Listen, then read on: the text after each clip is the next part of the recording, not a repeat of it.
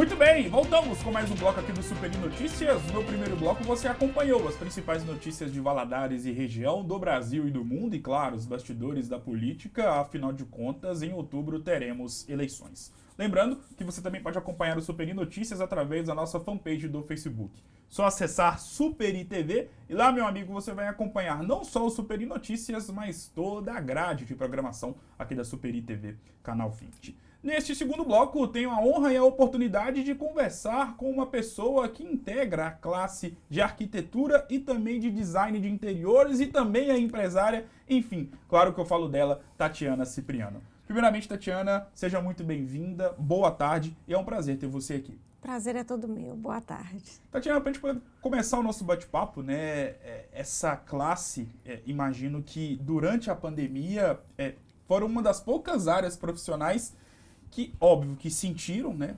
principalmente no início da pandemia, mas com o passar do tempo foi uma classe que ascendeu muito mesmo na pandemia. Eu que sou leigo, é uma percepção que eu tenho. Você que tem propriedade para poder falar. Tô certo ou tô errado? Tá certo. Com a pandemia, né, nós fomos obrigados a ficar em casa. Então, eu acho que esse momento nos fez olhar para dentro das nossas casas, né? E perceber que ali é que a gente ia ficar, que nós ficaríamos ali por um bom tempo. Então, foi um momento de muito trabalho e, assim, foi muito bacana porque as pessoas começaram a falar das necessidades delas dentro de casa, porque antes você levantava, tomava seu café, ia para casa, ia para a rua e ficava o dia inteiro, né? Então, passavam coisas desapercebidas em casa que durante essa correria não era observado. E aí as pessoas começaram a ter esse olhar para dentro de casa. E aí eles começaram a me procurar e foi um momento, assim, apesar de muito difícil, claro, mas onde as pessoas conseguiram se encontrar e viver entre eles e foi um momento de uma experiência muito bacana na minha profissão. E até mesmo para quem não é da área e, assim, sempre ouviu falar no trabalho de vocês, arquitetos e design de interiores, como é que funciona? Porque, como você mesmo disse, antes de a gente poder começar nosso bate-papo, você faz questão de ter essa relação próxima com o seu cliente para poder sentir o ambiente em que ele quer que exista algum tipo de mudança. Como é que funciona o seu trabalho? Então, eu atuo mais na arquitetura de interiores e muito no design de interiores, né? Então, assim, a maioria das obras que eu pego ou são reformas ou a casa que esteja, assim, de uma maneira bem a grosso modo, sim, no tijolo, né? Para poder revestir, né? Então, assim, eu falo que essa parte é a alma do projeto. Sim. Então, eu tenho esse contato muito próximo com o cliente, porque ele precisa entender que a casa é dele, né? Ali nós vamos colocar os sonhos dele, as cores que ele gosta, como ele se comporta no ambiente.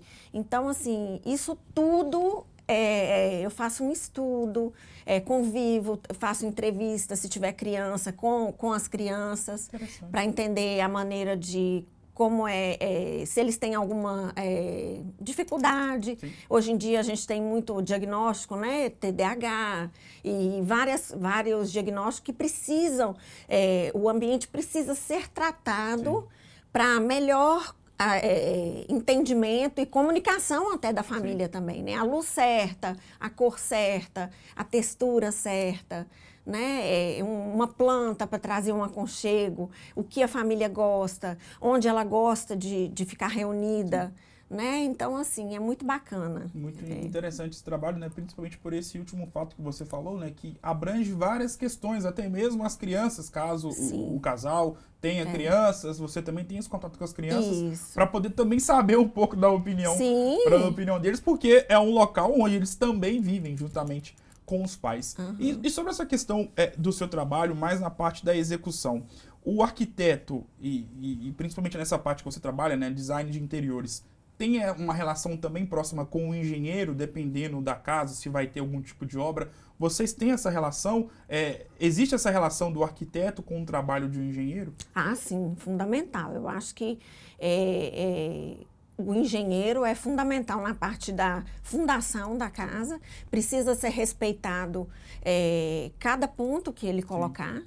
E nós, como arquitetos, vamos, a partir dessa base preparada pelo engenheiro, executar e atender as necessidades dos nossos clientes. Tem algumas profissões que não necessariamente a pessoa, para poder se tornar um bom profissional, precisa passar por uma faculdade. Sim. Na área de arquitetura, design de interiores, a formação dentro de uma universidade, ela é fundamental ou um requisito primordial para que o profissional tenha sucesso na sua carreira? Fundamental.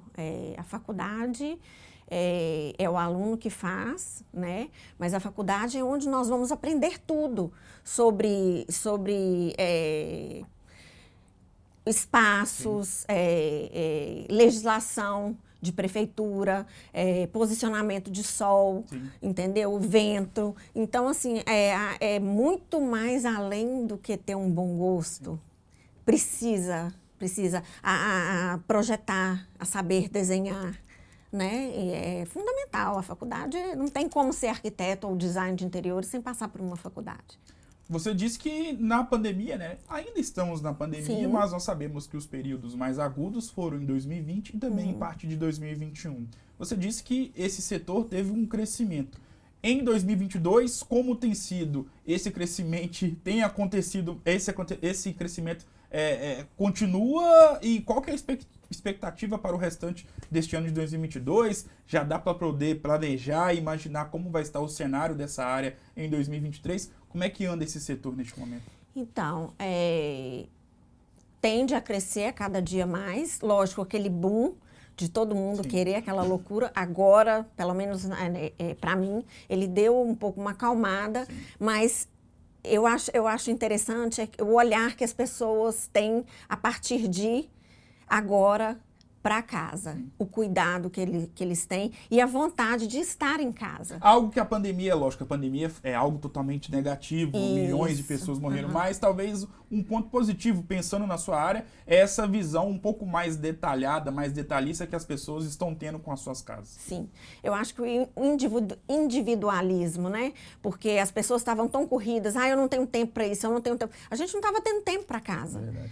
Entendeu? Então, assim, nós somos obrigados a ficar em casa e a lidar com aqueles momentos, sim, que às vezes a pessoa se chateava e ia para fora de casa, não podia sair. Então, ali eu acho que o ambiente, gente, vamos olhar aqui para casa, vamos cuidar, vamos ver, vamos colocar uma almofada, vamos trocar um sofá, sim, vamos construir um ambiente para que todo mundo, para todos nós possamos aproveitar, sim, o mesmo ambiente. Eu acho que estava precisando de a valorização do seu próprio espaço, da família, né? Isso. E sobre o seu trabalho, e imagino que seja até algo que você já deve ter ouvido falar, porque muitas pessoas, quando pensam no trabalho de uma arquiteta, design de interiores, pensa que não é algo totalmente acessível para uma classe social X, Y, Z. Mas o seu trabalho também existem projetos que são um pouco mais acessíveis para quem não tem uma quantia financeira tão abrangente assim, que possa fazer grandes projetos. Existem vários tipos de trabalho que também podem se encaixar num orçamento um pouco menor? Nossa, essa pergunta sua foi é a minha luta diária para poder ser acessível a qualquer, sim, tipo de classe. Não existe projeto que não seja acessível. O projeto é aquele que cabe dentro do bolso do cliente, claro, tá? Qualquer pessoa pode fazer um projeto. Nós vamos adequar o projeto para aquele cliente. E tem muita gente, o que foi muito engraçado também é que várias pessoas de várias outras classes sociais nos procuraram, e aí eles juntaram o dinheirinho deles e fizeram a casa do jeitinho que eles queriam. O que acontece? Quando você faz a casa achando que vai ser muito caro contratar um profissional, você comete erros que fica muito mais caro, porque aí você você não consegue chegar a um denominador comum. O barato sai caro. O barato que sai caro. E aí você precisa ir até um profissional e a gente vai lá para poder falar, poxa, você poderia ter comprado um piso mais barato, né? Ou então valorizado esse canto aqui, ou fazem também alguma coisa que não vai caber um sofá, entendeu? Então, assim, por quê? Porque cada um tem o seu dom, né? Então, invista em um profissional. Ele vai fazer um trabalho para você personalizado e cabe dentro de qualquer bolso. Sim. E é muito bacana o resultado. Você, como eu disse no nosso bate-papo, né, tem na veia a questão da arquitetura, design de interiores, mas também o empreendedorismo. Como é empreender? Porque, como nós estávamos conversando antes da gente poder começar nosso bate-papo, tem uma função social no sentido de gerar emprego, sim, de sustentar várias famílias. Como é que é empreender? E ter isso na veia, né, na família. Eu sou de uma família, nós temos comércio em Valadares e meus filhos cresceram também dentro das lojas e tem um sócio também. E é muito, muito gratificante ver o quanto as pessoas ficam satisfeitas, sabe? Aquele olhar que nós temos para o outro. Sim. Né? Dentro das nossas empresas, nós fazemos treinamentos, isso incentivando o nosso colaborador, sabe? A amar aquilo que ele faz, entendeu? E isso dá um retorno muito grande. Para a nossa empresa, financeiramente, claro, também, né? E a gente sempre ter uma equipe unida, né? E buscando a cada dia mais estar mais íntimos deles, para eles se sentirem também à vontade nas nossas empresas. Tatiana, muito obrigado por esse bate-papo, né? Por essa verdadeira aula sobre design de interiores, arquitetura e também empreendedorismo. As portas estão sempre abertas para você poder voltar mais vezes. Obrigado mais uma vez, sucesso. Obrigada e muito privilegiada pelo convite. Obrigada. Eu que agradeço por você ter aceitado. O Super Notícias de hoje vai ficando por aqui. Lembrando que hoje tem Galo, o Atlético que recebe a equipe do Flamengo mais uma vez, porém pela Copa do Brasil. No último domingo, a equipe mineira enfrentou a equipe carioca, jogo válido pelo Campeonato Brasileiro. Deu Galo, 2-0. Mas hoje, quarta-feira, às 21h30, no Gigante da Pampulha, no Mineirão, o Galo vai receber mais uma vez o Flamengo, jogo válido pela Copa do Brasil, jogo de ida da fase de oitavas de final do torneio Mata-Mata Nacional.